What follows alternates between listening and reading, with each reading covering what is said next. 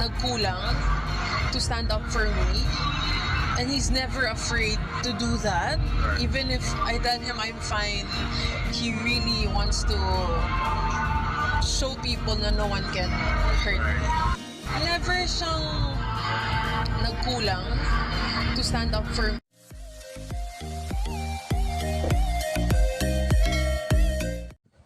Sabi nga nila, sana all may Kid Estrada sa buhay ni Alexa.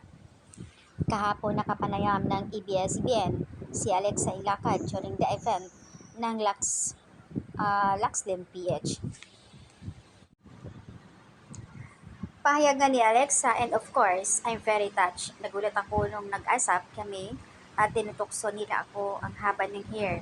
But I was really touched, Ilacad told sa ABS-CBN News on interview. Samantala, Estrada recently trended online after the releasing statement against doon sa dati niyang na-link kay Angie Salvacion, kung saan ang mga fans mismo ng Kaiji ay umaapila na tila hindi maka-move on.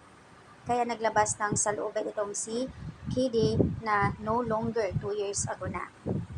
The actor didn't mention any name but hinted to the tandem name of netizens quickly leaked Pinoy Big Brother Season 10 noon kay Angie Salvacion.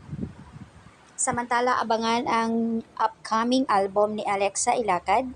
Ito talaga yung pinaka-talent ni Alexa, yung pagiging kanta.